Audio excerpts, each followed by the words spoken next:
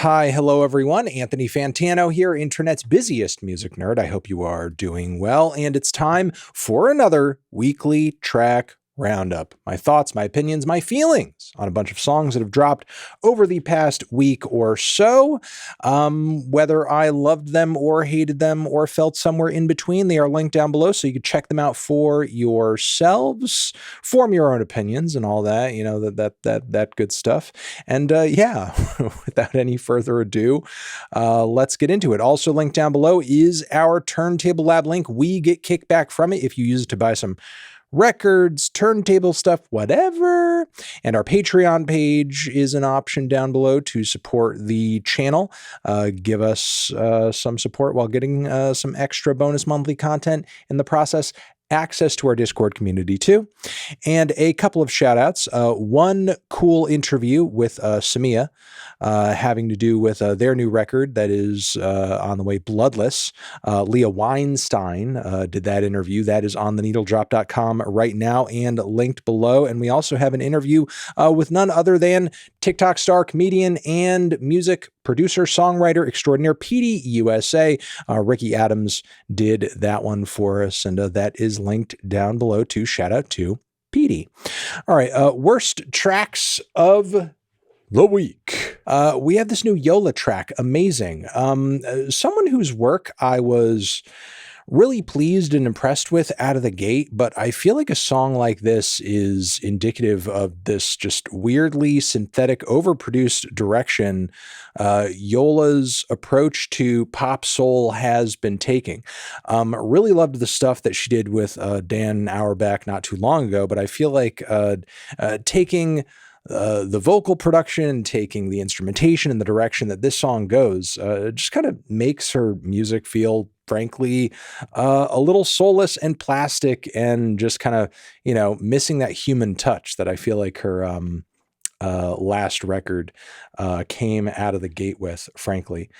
Following this, we have also Tommy Richman, Miami, new single from Tommy, and I'm not too crazy about it. It kind of feels like Tommy continues to write himself into a corner with the falsetto vocals, with the one-dimensional production. It's just really lacking in anything new, interesting, or all that catchy as well, in my opinion. We've also got a new one from Maroon 5. California is the name of the track. And it's just kind of like your stereotypical millennial low-key pop ballad. It's just absolutely formulaic and gross at this point. I could also say that to a degree for the new Black Lips record or single, So Far Gone.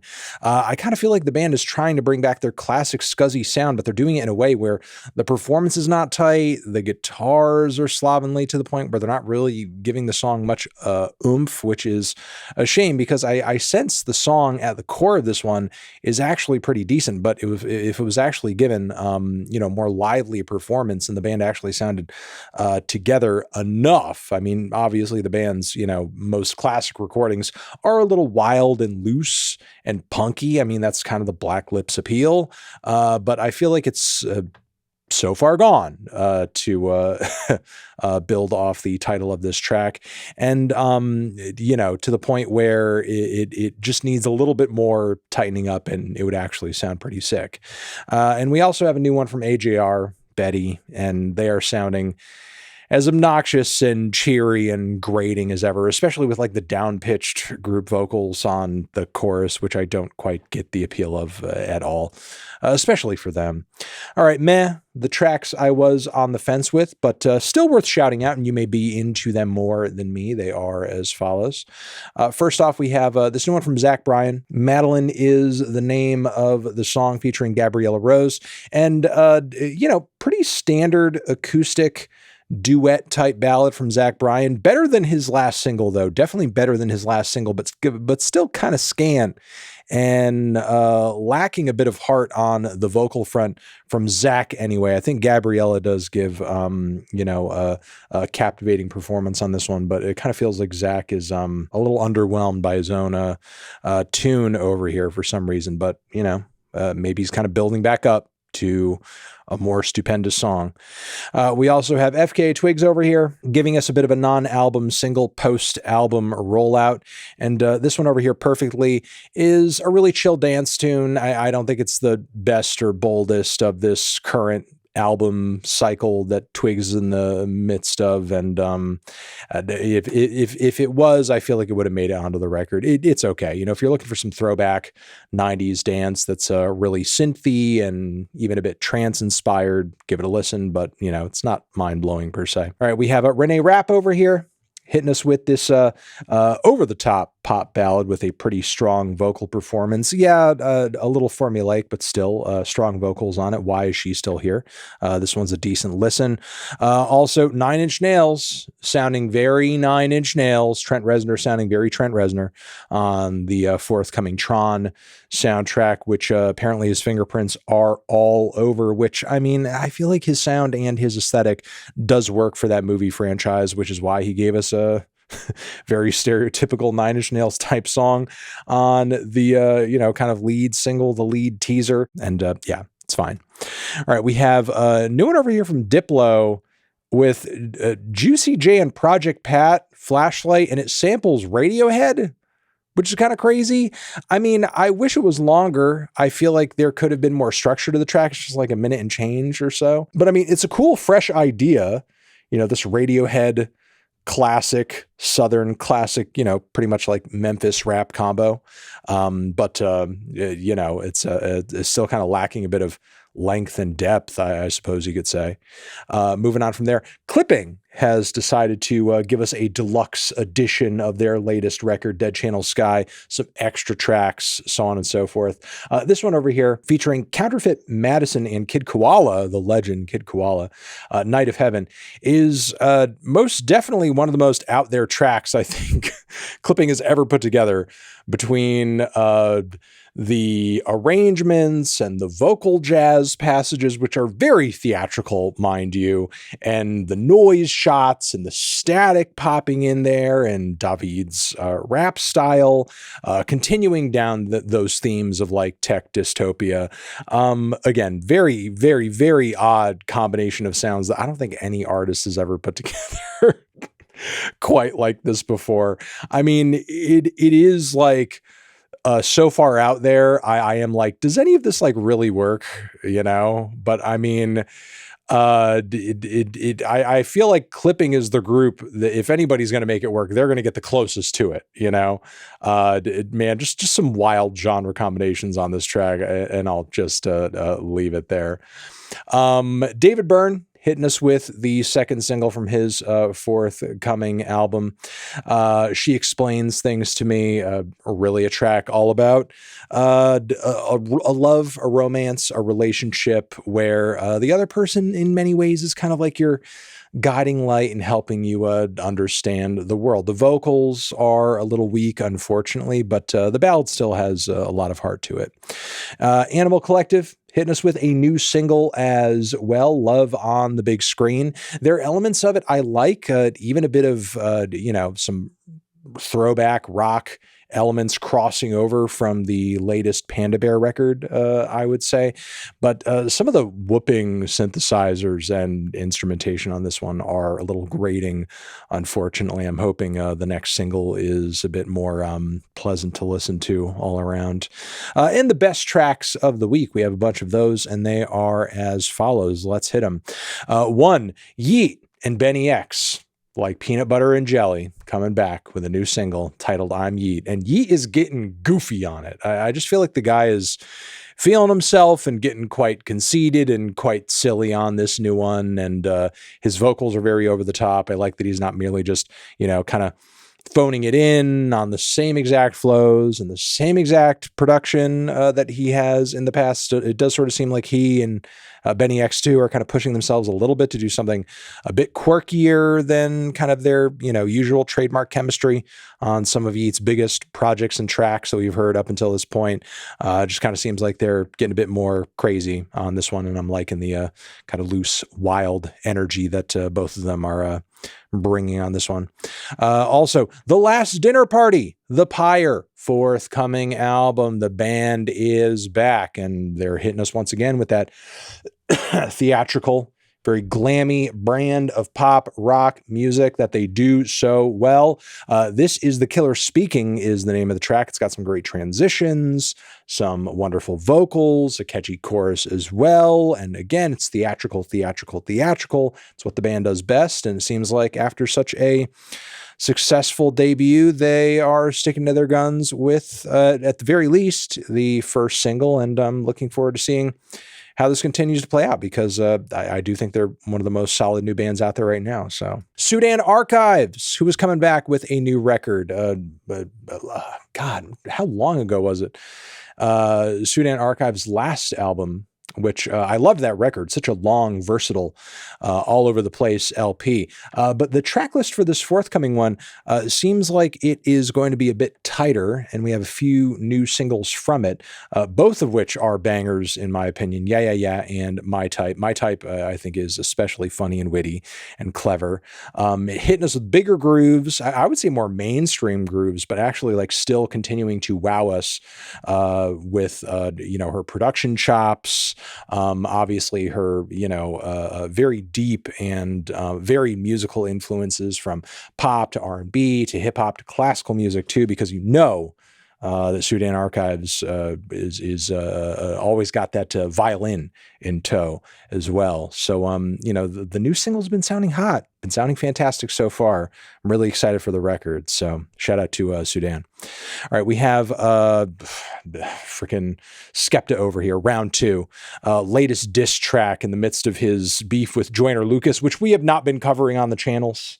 I apologize. A lot was happening this past week, especially with the new Clips record, that I was kind of like, just focused in on, zoomed in on, wasn't paying quite as much attention to the rivalry going on between not just Joyner and Skepta, but there's a miniature American UK rap war battle going on right now. Lots of people jumping in, and but primarily kind of the big focus here is Joyner and Skepta, mixing up the names there. I apologize. But with that being said, the Skepta diss is a banger. He makes a lot of fair points about Joyner on the song, some funny ones, frankly. And, while it's not the most mind-blowing diss I've ever heard, and Skepta makes it pretty clear in the track that even he himself is like not really that invested in this and sort of sees Joyner as like a bit of a pushover. I still think this is like the best track that we're going to get out of this beef. It's highly unlikely Joyner is going to put together a more impressive track than this, in my opinion. So, shout out to Skepta. I guess I'm just a little sad that if there was going to be a big America UK beef off, that we would have had generally just better representation than Joyner Lucas, but whatever. I feel like, and the UK knows this, like American hip hop kind of speaks for itself. I don't know if we really need, an international battle going on, but whatever. Moving on from there, Essex Honey, the forthcoming album from Blood Orange. We've had some very interesting and impressive features listed out from the singles so far. This latest one, Mind Loaded, is a beautiful and otherworldly tune with not just Caroline Polachek on it, and Mustafa as well, but Lorde too is in the mix. Spacey production, lovely vocals, just pretty beautiful and enchanting all around. Really looking forward to this one. Also looking forward to this new Ninajirachi record. Infohazard is the latest track to drop from it as far as singles go. And, it kind of starts as this very pretty, a bit of a, I would say like trance meditation with the atmosphere and the synthesizers and the really lovely lead vocals. And then it goes into evolves into full electro banger with the rough bass and the bumping beats. It's a killer progression and a great energy too. Liking kind of the Y2K influences, so on and so forth. If you've been listening to any hyper pop or any of the, current pop that's really on that vintage Y2K trend, you're going to appreciate this quite a bit, I'd say. All right. We also have LustSickPuppy, Shout out to LustSickPuppy, who's been treating us to some singles as of late. And this one over here is one that's bringing together a lot of different influences. Make Ya is the title of the track. It's featuring Kill Alters. And some wild genre switches on this cut. You've got some industrial hip hop influences, of course. I mean, which is kind of, LustSickPuppy's bread and butter. But beyond that, you've got passages where the vocals like go into just full noise punk screams, Britney Spears inspired pop cleans, and like rap flows that remind me of Gangsta Boo back in like 3-6 Mafia's heyday. And that's just the tip of the iceberg. There's more to this song than that. So there's some real zaniness going on with this cut, but it's an outright banger in my opinion, and some of LustSickPuppy's most interesting work so far. Also, shout out to Joey Badass, who has hit us with this ABK track, some great beat switches, flow switches, double entendres, solid bars. Joey has given it to us once again on this one. We also have over here, shout out to Guerilla Toss, You're Weird Now, their forthcoming album. We have our third taste from it, and that is with the track Life's a Zoo, which these crazy, you're so cool, like vocal drops, pop-ins throughout the track, just make this zany rock song all that much more funny and hilarious. The band's sense of humor is just kind of going off with this new record, and I'm kind of loving it. It's adding a lot of character to their already full of character brand of zany experimental pop and rock. All right, we also have a Freddie Gibbs and Alchemist, Alfredo 2. It's on the way. Woo, woo, woo, woo, woo, woo. Alfredo 2. Our first single from it is 1995, and it's kind of sounding like classic Freddie and Alchemist. You have, the vintage loops and chops and beats. The rhythms are a little dusty, a little lo-fi. Freddie's vocals have, a bit of grime on them too. And the flows are sweet and sharp per usual. No surprises there. I mean, we've heard, proof of this concept on Alfredo, the original Alfredo, years ago, and it just sort of seems like these guys know what they're doing at this point, and they are coming through to go even harder now that they have basically laid the groundwork for a follow-up for a sequel record. All right, we have also over here, shout out to Daphni, Clap Your Hands, great left field dance bop on this one. Really liking the grooves here as well. Dude continues to be one of the most interesting electronic dance music producers out there today. But Daniel Snaith has created music under a lot of different names, and continues to be creative and use his veteran status to just put out great work. Skipped kind of prematurely over to Spiritual Cramp over here, who are going to be hitting us with their second full-length LP, Rude, very soon. We have our first single from it, At My Funeral. And it's a very kind of funny cut, which, directly references, what's going to happen at the protagonist's funeral, nobody crying, so on and so. It's very over the top. It's very nasty. It's very quite funny. It sort of feels like there's a lot of ironic, post-ironic, and self-effacing post-punk and punk rock out there these days. That's really kind of like, throwing out a nice, sharp, edgy sense of humor. And I'm, really appreciating Spiritual Cramp adding to that trend in a very tasteful and creative way.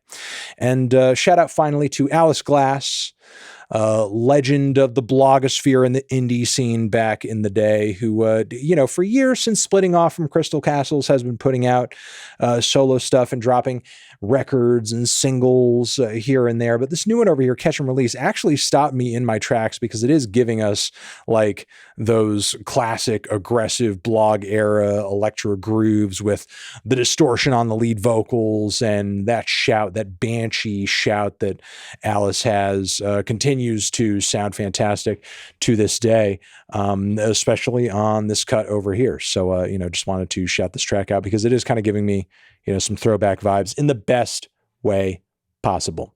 And that is going to be it. Everything that I mentioned, again, linked down below so you can check it out for yourself.